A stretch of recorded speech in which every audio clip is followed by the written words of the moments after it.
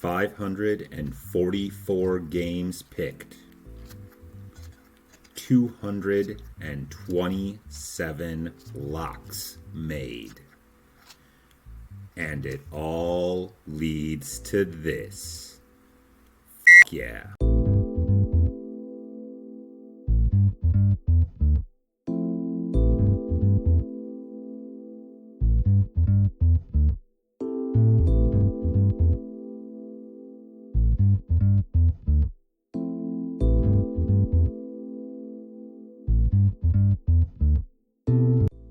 Welcome to View from the Top of the Goalpost, and we're back from a short hiatus. I haven't been here since week 16, and Chad's been doing his best to keep up, but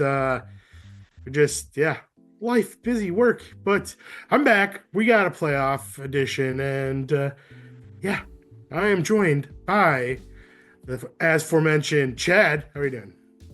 Hey, I'm doing great. Feels wonderful to actually be here on a split box format instead of just staring at myself on a computer screen while recording this. I was going a little crazy. And week 18, I recorded it once and then the file got corrupted somehow. Then I got halfway through recording it a second time. And then I just kind of lost all ambition and I didn't get it done. And I'm sorry, folks. That's on me. But we're here. It's playoff time, folks. Yeah. So as for me, in the last 3 weeks, I didn't record any of the picks. We sent picks back and forth to each other, but just never opened the spreadsheet again. And I figured, might as well call it. It's like the mercy rule. I was up 29 games on Chad, so yeah, I think I won. So yeah, so don't be expecting to hear how we did in the last 3 weeks because let's just be honest, I dropped the ball. Fumblerooski. So, but Chad did keep track of all his locks. So this is the time of the episode where Chad goes through all of his locks and go for it. Right. So this last week, week 18, the most ridiculous week of NFL action, sans week 1, where you just have no idea what's really going to happen because you don't know who's playing and you don't really even understand what teams are playing for, if they're going to play or not. So it's really hard to predict. But yes, final week of regular season action. For Saturday football, I took the under in the Cleveland-Baltimore game, which didn't hit because Baltimore basically covered by themselves. I took Cincinnati to win, though, with a need-to-win lock, so that hit. We moved to Sunday morning. Carolina-Atlanta, the over hit. Washington did not cover minus 4.5. I got killed by the hook because they only won by 4. So the gold lock missed. Green Bay did not cover 10 points because they lost in bad fashion. Jacksonville Indy did hit the over at 45.5. So that hit. With the broken heart lock, Buffalo did not cover minus 2.5. And the Patriots won the game. So I don't know if we're bringing the heart lock back next year, folks, because that was a fucking curse all year. The Emerald lock hit once again because I put it on Philly. They covered minus 3. Fuck Philly. The under did not hit in the Tampa Bay New Orleans game because once again, I don't know. Tampa Bay just doesn't play defense anymore or care to play defense. It's a weird thing, but congratulations on Mike Evans getting 1,000 yards again. You deserved it. And also Tampa Bay, way to not be a cheap bunch of douchebags like Dallas and screwing a player over for incentives, even though you have billions of dollars. Looking at you, Jerry Jones. Did you see Baker's reaction at his press conference when they asked him when Bucky Irving scored that touchdown? He just goes, shit. In the final Sunday morning game, we had the Houston Texans taking on the Tennessee Titans. This was the bronze lock. Houston won, thus covered +1 because, I don't know, it was a weird week 18 game. We moved to Sunday night / afternoon. San Fran, Arizona, the over did hit of 42.5, so we hit there. Denver covered minus 10.5 because they shut the Chiefs out because the Chiefs are a bunch of dirty devil mongers, and I hate them so very much. The Seattle LA Rams over hit at 38.5, so we got that right. Then the LA Chargers, Las Vegas under didn't hit because, once again, the Chargers just decided not to play defense against an absolutely atrocious team, but whatevs. Then the New York Jets money line did hit And finally, the Minnesota money line did not hit because Sam Darnold looked like the old Sam Darnold. So the silver lock was incorrect, which means last week for week 18, we went 9-7, which means as a total for the entire year, we went for bonus locks 55 and 51-2. For last chance / need to win locks, we went 9-6-1. For heart locks, we went 5-8-2. For the Raptor lock, we went 9-8. For the Emerald lock, we went 8-9. The Bronze lock ended up at even at 9-9. The Silver lock went 9-8-1. And the granddaddy of them all went 12-6. Which means that overall for the entire year, I, with my locks, went 116-105-6, which means I had a 51% winning percentage, which, hey, really isn't so fucking bad when you're gambling. If you're winning 50% of the time, more than that, you're fucking winning, folks. So you're welcome. Well, after week 15, you're up to 54% in your picks, so pretty close. I finished above 50% for my picks as well. I guarantee it. Yeah, I'm sure you did. Maybe I'll do the math later and we'll figure it out, but I'm sure you did. Anyways, I got some wild card football games to pick. Are you ready? I was born ready, Diesel. I'm not sure I'm ready, but let's do it anyways. Starting off with the first game on Saturday at 3:30, you see the 11-6 Los Angeles Chargers traveling to the 10-7 Houston Texans. Los Angeles is favored by 3 with a 41.5 point over-under. Couldn't find any good fan differential, so I just omitted it this week, so don't be expecting that. So, Chad, who do you got in this game and why?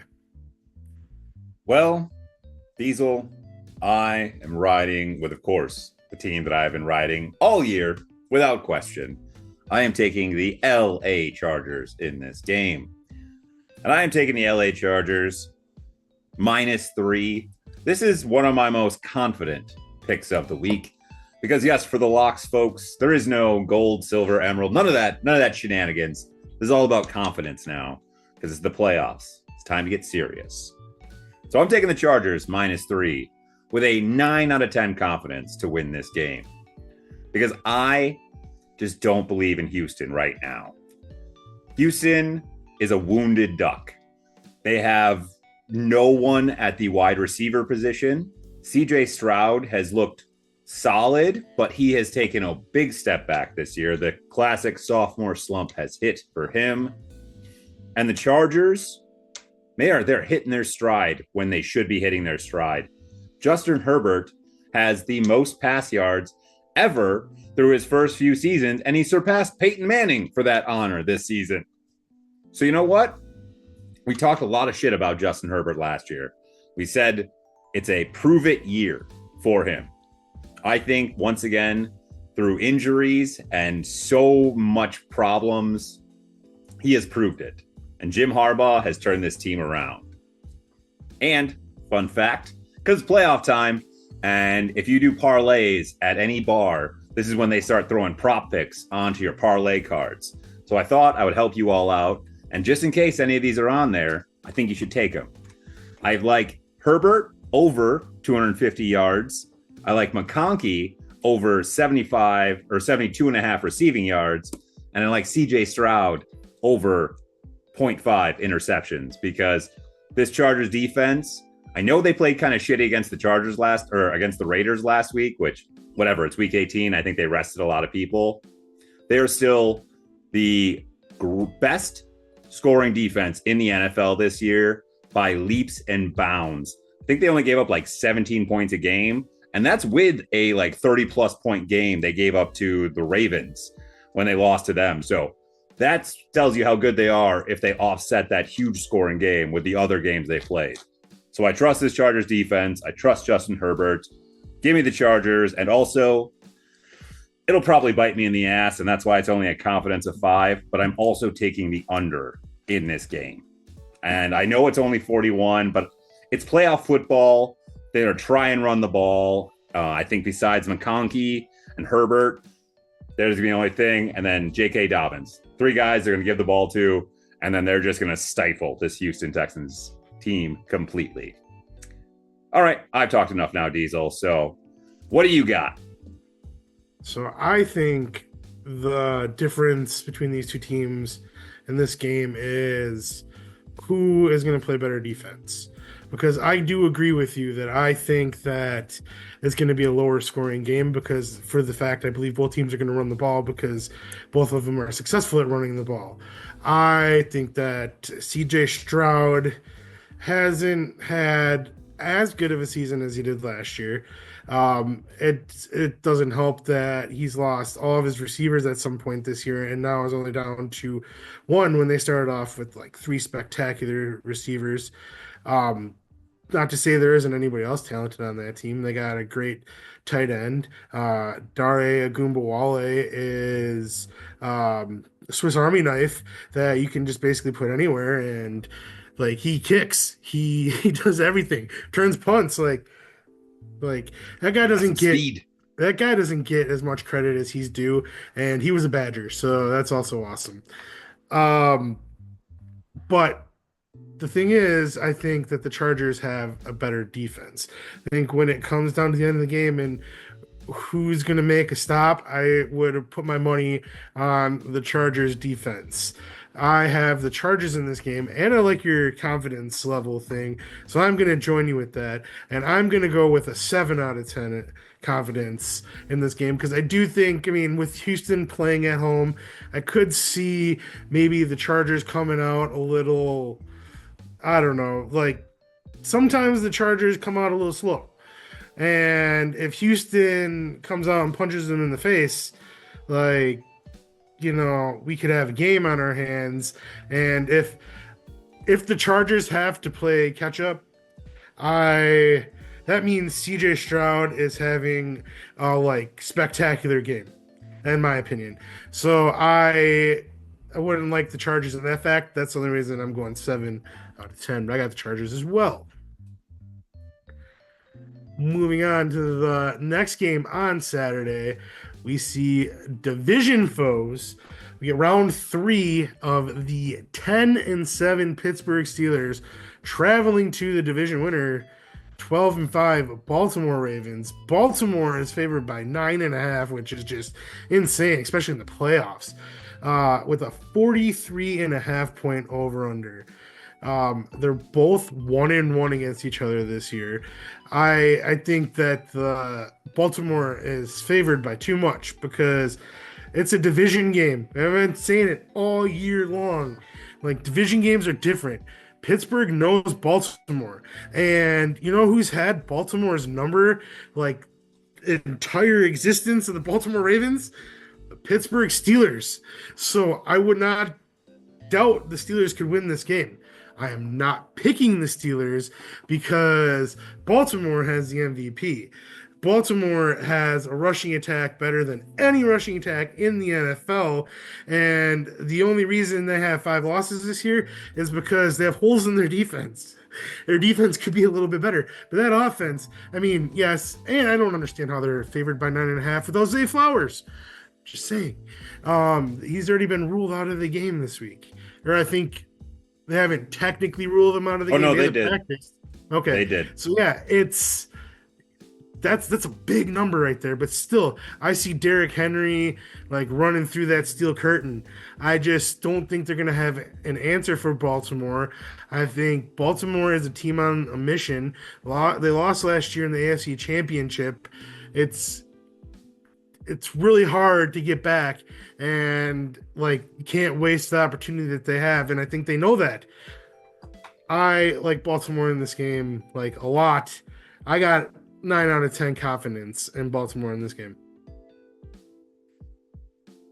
So yes, first of all, I will tell you right away, 1,000% I'm picking Baltimore to win this game.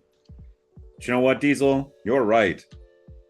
Pittsburgh has owned Baltimore in this series up until the last game that they played each other, where Baltimore wiped the dirt off their shoe in the face of Pittsburgh and stomped a mother-loving mud hole in them. You don't think And that Mike was in Tomlin Pittsburgh. remembers that? Pepperidge Farm remembers. Pepperidge Farm remembers. But yes, that is why I am all over Baltimore, even without Zay Flowers playing in this game. Rashad Bateman has been playing like a beast going down this stretch. He is looking like the guy they drafted to be a number one receiver. And if he starts turning it on and then Zay Flowers comes back next week, holy shit. Also, the Mandrews has been looking like the Mandrews again. Yeah. What? Second half of the season resurgence of Mandrews. Exactly. And once again, King Henry and Lamar Jackson, do you understand that together they almost rushed for 3,000 yards? Okay, Lamar Jackson had 900 yards and Derrick Henry had 1,900 yards. That is fucking insane. That is out of control. I am taking the Baltimore Ravens -10, -9. When I got it, it was -10. I'm only putting a 7 confidence on it, but I like that number. I do think that it might be close early, but I do think this Pittsburgh defense is it's shown that they have holes on their side too. And Russell Wilson has been starting to look like Denver Russell Wilson and not Seattle Russell Wilson once again. So I'm all over the Baltimore Ravens. I am also taking the over in this game, and I, with a 9 confidence, am taking the over because there will definitely be points scored. And I know it's weird to say that for an AFC North game, and we've said it all year, but it's just the way it is. So that also leads into what I'm going with for my player props. I'm taking the over on Derrick Henry at 98.5 rushing yards. Yeah, I think he runs all the heck over. I'm taking Lamar Jackson over 1.5 passing touchdowns. And I'm taking Russell Wilson over 0.5 interceptions because he's been throwing at least one a week recently. And it's always been in the red zone at the worst times. So it's playoff football. They're in the main event, and I see Russell Wilson screwing up again. Well, we're moving on to Sunday at noon. This, you can see why this team's favored by this much. Unfortunately, for the Denver Broncos, who are 10-7, they're traveling to the 13-4 Buffalo Bills. The Bills are favored by 8.5 with a 47.5 over/under. What do you got in this game and why? Well, there's a page right before my picks where things I got wrong and things I got right, just my takeaways for the entire NFL season. And basically my number one thing I got wrong was my thought on the decline of the Buffalo Bills. I thought they would be not cellar dwellers, but at best like 8 and 9. Okay, I thought they were going to just implode this year. You thought they were going to be the Cincinnati Bengals. Yeah, exactly. But no, they were really good. They're really good. Josh Allen put this team on his back and rushed for 100 touchdowns, threw for 100 touchdowns, broke records. And he's the whole team, yeah. The whole team. So with that being said, I am taking the Buffalo Bills to win this game, because I do think they are overall a more complete team at this time. But with that being said, with a confidence of 5, that's it. I'm going to take Denver plus 8.5, because I'm also taking the under in this game. I think that both of these defenses are going to come to play. This no-name defense with the PS2 on the outside of Denver, I think can make Josh Allen make some mistakes. Josh Allen's been really good this year, but Josh Allen's also still Josh Allen and is prone to do some dumb things every once in a while. And Denver knows how to take advantage of that. So I think they can keep the score close. I still think Buffalo wins. So my confidence on the under is also only an 7, 8. I'm like, I almost talked myself into an 8 right there, but I wrote down a 7, so I'm going to go with that. But yeah, I'm taking Buffalo to win, but I like the under and I like the plus points for Denver. And I do love the over for Josh Allen, 39.5 rushing yards. I love Coleman for over 31 and a half receiving yards, which seems like just free money. I don't know why it's only 31 and a half. I know PS2 is out there, but still, Coleman gets at least one 35-yard reception every single game, it feels like. So that one feels way too easy. And then finally, I am going to take Bo Nix over 222.5 yards passing because I don't think that Denver will be able to get any sort of rushing game going. So I think it's all going to be on the arm of Bo Nix to keep them in this game. But who do you have, Diesel? I obviously have Buffalo as well. Denver is a team on the rise, and I think there will be a team that we'll be watching for the next few years. I think Bo Nix is going to develop into a good quarterback for this team. I think he has the right coach. I think that Sean Payton is doing a real good job turning this team around. From what they were when he came in the second year, they're already in the playoffs with 10 wins with a rookie quarterback too. So, first time since Barack Obama was a president. So exactly. They're a team on the rise. This isn't their year. And unfortunately for them, like they had to run into probably the best team in the AFC right away. And I have a 9 out of 10 confidence that Buffalo is going to win this game. They're in Orchard Park. It's just, I don't know. There's something about Buffalo this year. Every time I've picked against them, they've made me look silly. Like they'll go out and they'll beat the brakes off a team. You know, I have the rule, never pick against Buffalo. I'm not picking against Buffalo probably for the rest of the year. Like, I mean, unless we got Buffalo, Baltimore, there's a chance I pick Baltimore. But against any other AFC team, I'm picking Buffalo. Just saying. Good to know. Good to know.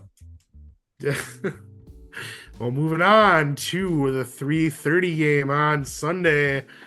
It has the 11-6 Green Bay mother-loving Packers traveling to the 14-3 Philadelphia Eagles. Eagles are favored by 4.5 with a 45.5 point over-under. And I just want to preface before we do make my picks. I said in our week 2 episode that this was going to be a playoff game. And I think I even might have predicted that this was going to happen in the wild card round.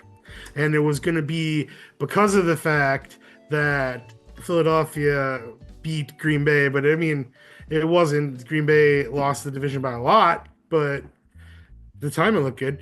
But I obviously am taking Green Bay in this game. Yes, they've played not so great the last couple of weeks. I mean, they did the same thing against the Vikings 2 weeks ago that they did the first time against the Vikings. They came out really slow, and they came back and almost won it. They can't do that against Philadelphia. The Bears game, I just don't think their heads were 100% in it. The starters weren't playing very well when they were playing. Josh Jacobs barely played. I can give a lot of excuses why they lost. I don't 100% think you can put it on the defense because they actually did everything they needed to do to win that game. Matt LaFleur botched the time with going 3 and out super quick and kicking the field goal and giving the ball back. You need to run the clock and kick the ball with no time left. Okay, hold on though. I'm not going to let you give the defense a pass. You're saying the defense did everything right when they let them. Right. I said they did everything they could at the end of that game to put the Packers in a position to win. They got except for on the Bears' final drive when they left the middle of the field wide open. Prior to that field goal, fair. The defense should have never been back on the field, is what I'm saying. All right, that's you know what I mean. That also, I don't think you can blame the players for that. I think you can blame the defensive coordinator for making that stupid call. Yeah. I'm going to talk about that. But before then, when they got the fumble on DJ Moore and we're in field goal range, all you have to do is run down the clock. Get 1 first down. You can run down the clock. You can kick the ball with no time left. You win the game. No. We go 3 and out and give them a minute and a half. But that's beyond the point. That game didn't matter anyways because Washington won. I'm obviously not very confident in Green Bay in this game, but I think that, well, much like Houston, Green Bay is going to have to punch Philly right in the mouth. And I usually don't agree with you win the toss taking the ball, but in this game, I think Green Bay should take the ball, go out, score first, have a good big defensive stop, maybe get another score, and put Philly on their heels right away. Because if they do that and they can start running the ball with Josh Jacobs, I think that it's going to take Saquon out of the game a little bit, and they're going to be throwing the ball a little more. You realize that not only is Hurts still banged up from his concussion, he was a full participant in practice this week. He also has a finger injury somehow. I don't know how that happened. A.J. Brown's pretty banged up with his knee injury he's been dealing with all year. I'm not saying it's really going to affect him because Packers cornerbacks right now are pretty much guys that are walking off the street. But, I think if the Packers can turn it into the Eagles have to pass to win, I think the Packers are going to win. I just have a feeling because I think this is the game where you're going to see the pass rush. They've had multiple games with 7+ sacks. They can turn it on. Eagles' offensive line is better than some of the teams that they faced when they got the 7+ sacks. That being said, their offensive line is better than all the game. But still,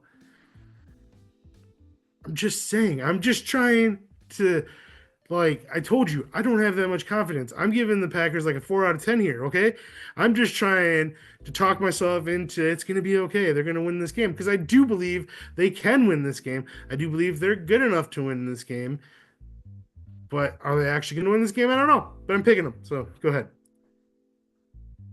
Diesel, I have to say, this I feel like is the most green and gold glasses I've ever heard you on this show. You're usually a very realistic Packers fan, I feel like.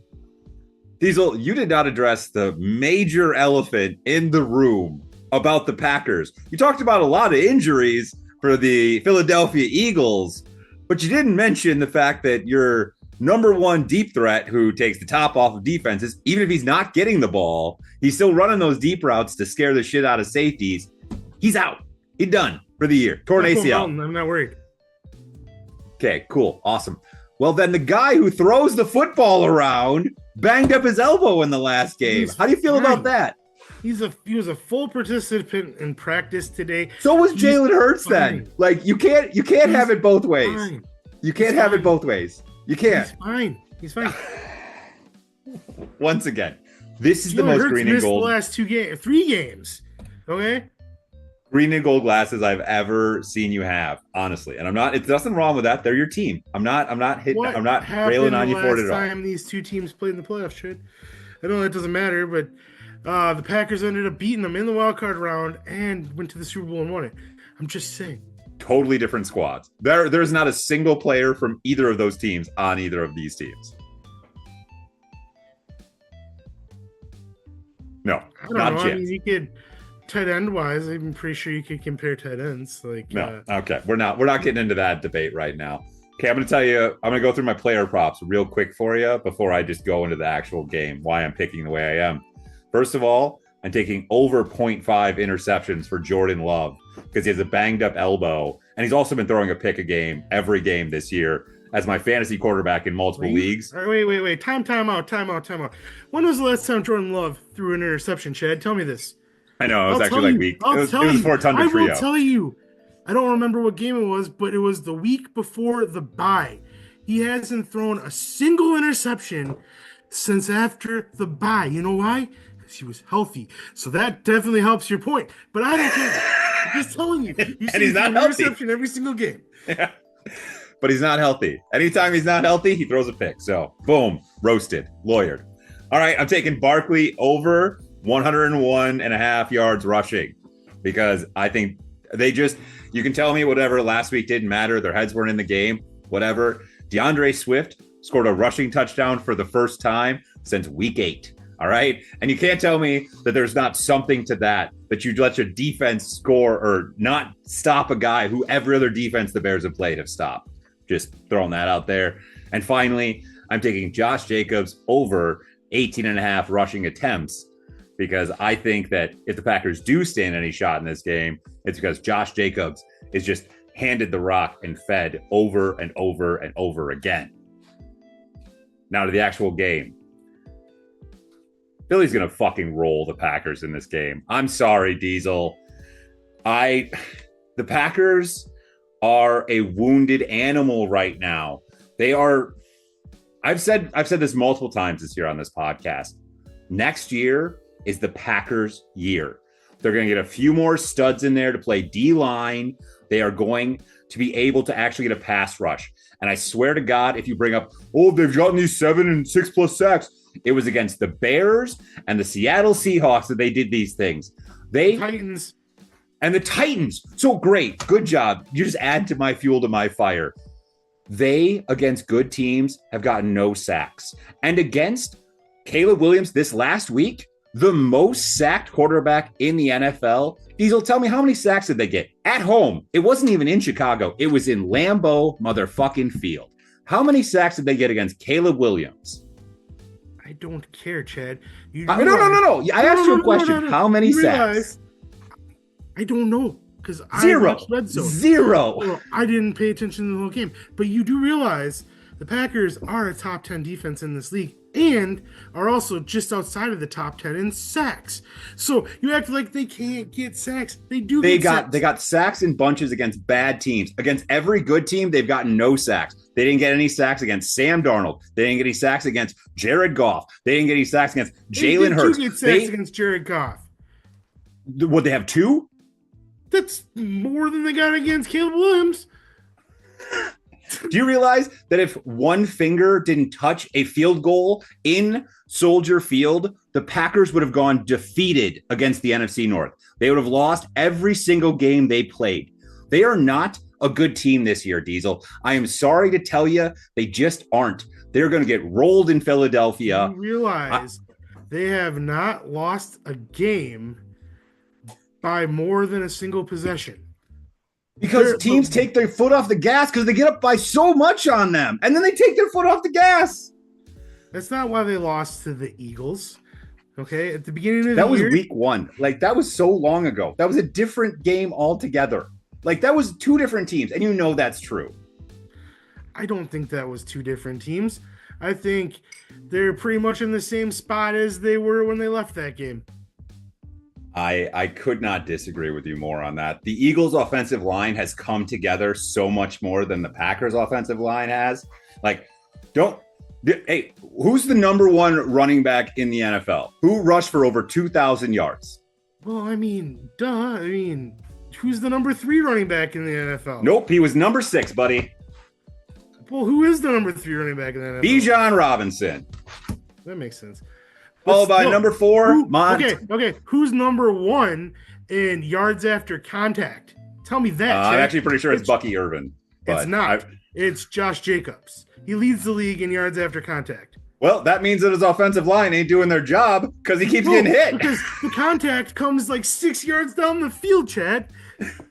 Oh, man, I've missed getting you riled up about this. But still, I'm still right about this. Packers getting rolled. 9 confidence. Hey, you know what?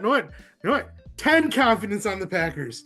Great. 10 confidence on the Packers. I got a 9 confidence on the -4.5 for the Philadelphia Eagles. Hit the link. And I'm also taking the over 45 points or 45.5 with a 6 confidence because I think Philly puts up like 35 points on the Packers. So that's the way I see it going. I think it's 35-14 to end the game. I disagree with you. Moving on to the next game we have at 7 p.m. on Sunday. It's the 12-5 Washington Commanders traveling to the 10-8 Tampa Bay Buccaneers. Tampa Bay is favored by 3 with a 50.5 point over-under. As you take a drink, who do you got and why? I can't believe we have a 50.5 point over-under in a playoff game. That seems insane.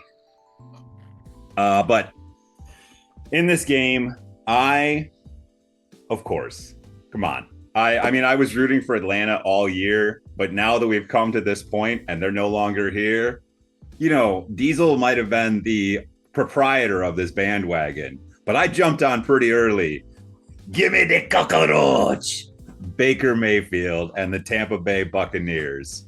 And I will eat those -3 points. It's only like a 5 confidence, though, because I think this game is a shootout. So I'm going to take with an 8 confidence the over 50.5, because neither of these teams play defense, and both teams have spectacular offenses led by one quarterback who's been cast off multiple times and has now found his home, who has a terrible head coach, and one rookie quarterback who is ascending to greatness, who I don't really know what to think about his head coach. He seems to do really good things, but then he also has done a lot of bad things over the course of his career. So I'm very intrigued how this game goes. I think we have a lot of points. So I'm taking the over for yards for both quarterbacks for passing. And I'm also taking the over for Baker Mayfield for rushing yards, because it's only at 19.5. And Baker's going to scramble for like 120-yard rush. He does it every single time. He's going to get all career high at 26 yards last week. 26-yard rush. So in the middle of the field. I love Baker Mayfield. We just love Baker Mayfield on this podcast. See, that's one thing we agree on after we fought over the last topic. I agree with you on Tampa Bay in this game as well. I agree that it's going to be a shootout, because every single game with Tampa Bay is a shootout. And Washington's been in a fair share of shootouts themselves. This game is probably going to be really good, not going to lie. I am excited. I think both these teams have great wide receivers. I wish that Chris Godwin was healthy. That'd make it so much better for Tampa Bay. But Mike Evans is GOAT mode. Like, tied Jerry Rice. Someone said Jerry Sanders. I don't know who the hell that is. Jerry Rice for the Jerry Sanders, Jerry Seinfeld's odd cousin. It's fine. I think I was thinking of Barry Sanders. It rhymes. Jerry Sanders. There you go. Jerry Rice's 11 1,000-yard receiving seasons in a row. Yes. And he's second all time now with 1,000 receiving yards seasons to Jerry Rice, who has 14. So wouldn't that be great if he played 3 more years and got 15? Like, yeah. Like, Mike Evans is probably the most underrated wide receiver of all the great wide receivers. Like, he's not talked about as much as he should be. He's never had a season where he hasn't gotten 1,000 yards. Yeah. And he played some years with Jameis Winston. He played some years with Whalers. He played some years with Mike Glennon, I mean. So, like, he played with some really, really bad quarterbacks. He did get some years with Tom Brady. So, I mean, But he got 2, 3? Three. He got a ring. So, I mean, he got a ring. That makes up for everything. But yeah, I really like Baker, and I like his drive. Like, if they have the ball at the end of the game and they need to score to win, I would put my money on Baker Mayfield. He has this way about him that, like, people believe in him. His teammates believe in him. And yeah, I love that guy. I'm so glad he plays for a team that I don't really care about, so I can actually root for him. Exactly. I don't hate the Buccaneers, but I don't really necessarily like them. But I like them now because Baker's their quarterback. So, yeah. Now that Tom's gone, if I had to pick one quarterback in the NFL to lead a final drive for me, it would be Baker Mayfield. I feel like he just has the most chutzpah, if you will. Yeah. That's crazy. I don't know. It feels like a lot of the quarterbacks don't have a very good record like they used to. Like, you'd see for a while, he'd be like, yeah, like Eli Manning is like had 40 game-winning fourth quarter drives or something like that. It's like, I was like, yeah, this guy has 3. I mean, Matthew Stafford's still out there. Yeah, Aaron Rodgers is still out there too. I mean, maybe. Maybe. We don't know about that one. One of those guys is still playing football right now, and competitive football. Yeah. Speaking of Matthew Stafford, he's in the next game. Our final game is Monday night at 7:20. We see the 14-3 first 14-win team to not win their division Minnesota Vikings traveling to the 10-7 LA Rams, and I know that they're not traveling to LA because of all the fires, which is very sad. But this game will be played at State Farm Stadium in Glendale, Arizona, home of the Arizona Cardinals, which will be interesting. Which I do feel like helps the Vikings more than it helps the Rams, even though the Rams don't really have a great home fan base, anyways. But that doesn't matter because I am picking the Rams, and I'm gonna tell you why. The Vikings have 3 losses this year. Loss number 1 to the Lions. You know who they played following the Lions? The Rams. Oh, who was loss number 2. And the Lions have this way of like beating a team down and then the next scratch fever. Exactly. It's like it's almost the same exact thing. They went into Detroit, lost to the Lions, then went and played the Rams.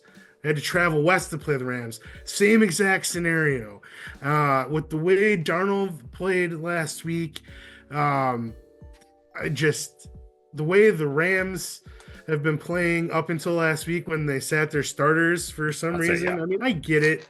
It's whatever. Didn't matter to them, but personally, I'm not a fan of sitting your starters just because I don't want them to get lazy or like get them out of rhythm. But whatever, it is what it is.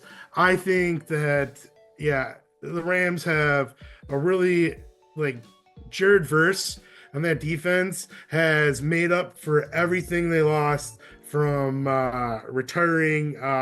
Why can't I think of his name right now? Aaron Donald, buddy. Aaron Donald, yes. Like they lost Aaron Donald. Well, we got Jared Verse now.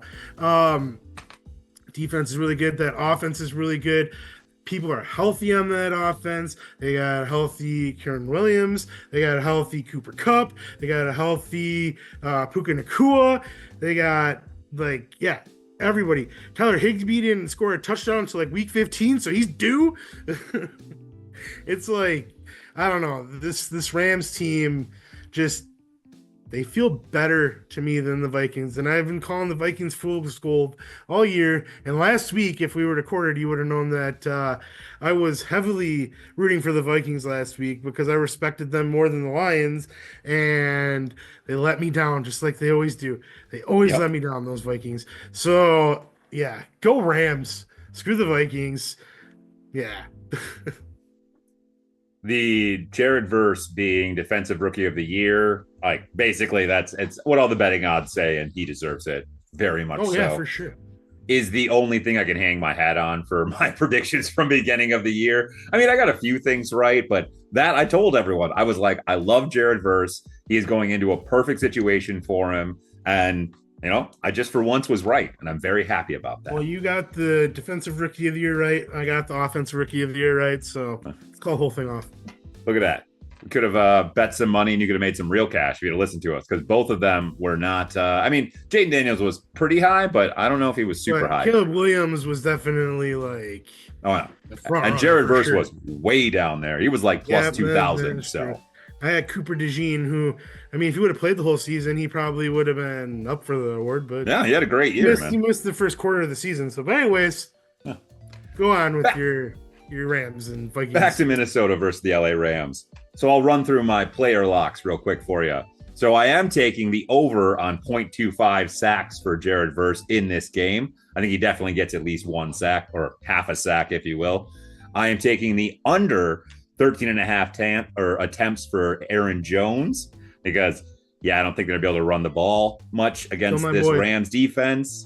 And I am taking the over 239.5 yards for Matthew Stafford because, yes, folks, I am also taking the LA Rams to win this game.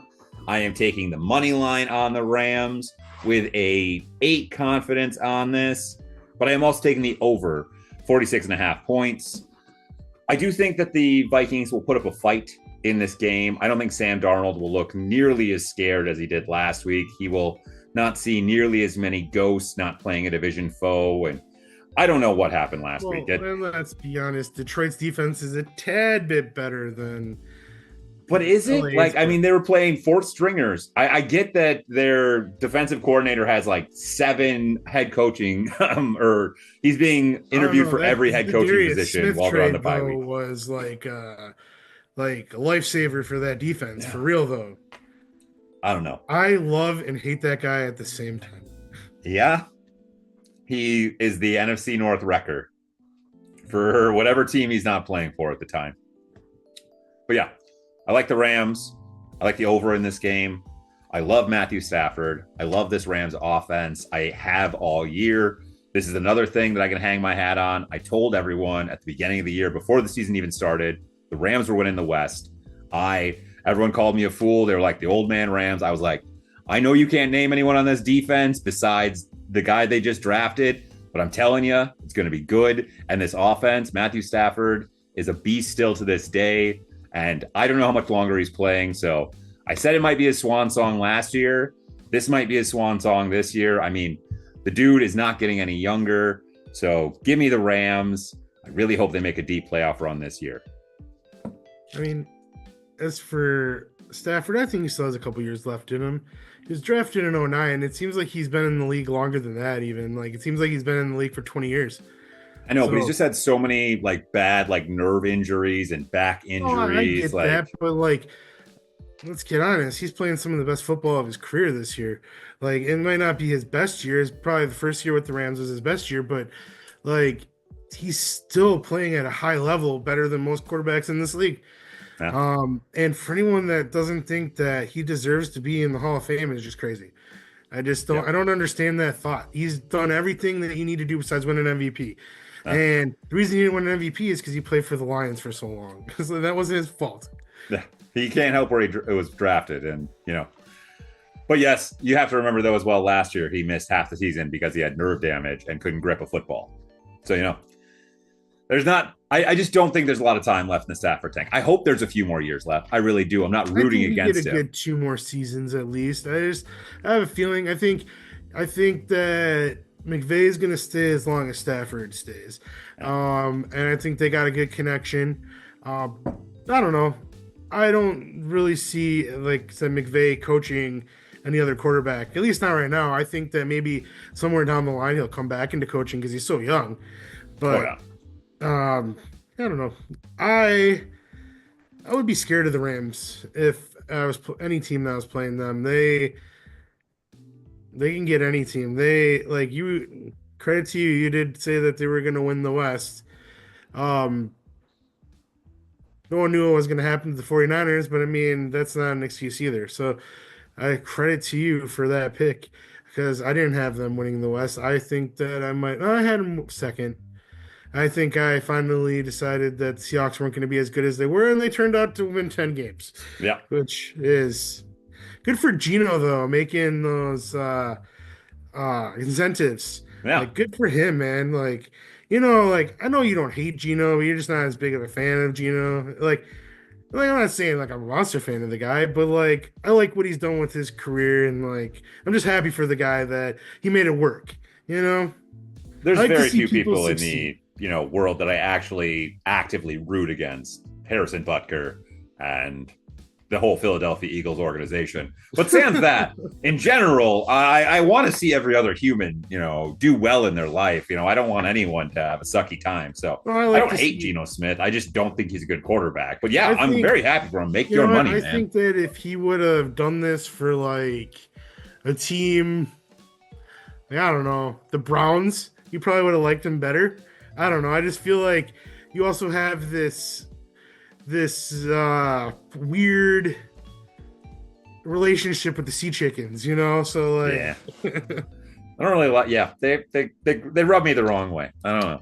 I like how this branched off into weird like little end of season. We have the time. There's nothing else to talk about this week. Well, I mean, yeah, I guess that's true. So we can wrap this up because I don't really have anything else to say. Wildcard weekend, it's going to be exciting. It always is. I'm sad that the regular season's over. No more red zone. That's always sad. Scott Hansen, you're my boy. Love you, man. Yep. Yeah. Yeah. Once Once the season's over, it's going to be weird, and it's only a couple weeks away. Can't believe we're so close to the Super Bowl.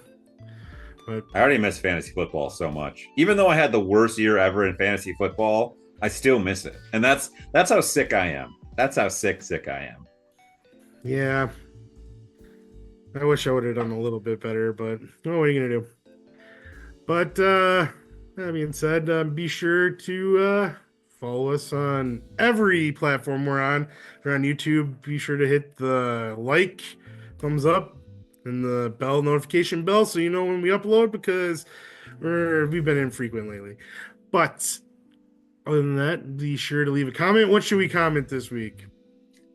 Let's comment. I mean, who's your Super Bowl winner? Like, let's wild card weekend. You have all of the 14 teams that are in. Who right now? You can pick one of the 1 seeds. I don't care, but who do you think is winning the Super Bowl this year? Telling you right now, I'm taking the 3-peat. Sorry, I hate it myself. Don't come at me. I just hate it, but that's what I'm taking. You know what? I mean, I did say all that stuff about Buffalo, but like, yeah, I can see. I mean, the NFL is scripted. I can see the 3-peat happening. And Travis Kelce proposes the Tay on the 50-yard line as he's handed the Lombardi. And then him and Andy Reid retire and ride off into the sunset and start a burger joint. If it happens, you all owe me $1 million. What would they call it? I don't even know. But we'll get back to that next week. We'll leave them on a cliffhanger. Okay, well, thank you for joining us as always. Good to be back, Diesel. I missed you, buddy. Yeah, I miss doing this too. I miss talking about football because I don't really have anyone else to talk to about football because no one wants to listen to me yap. So thank you for listening to me yap. But on that note, for my good buddy and co-host Chad, I've been Diesel. Let's watch some football. Bye. This has been a Visionaries Global Media production. Visionaries Global Media, envisioning excellence on a global scale.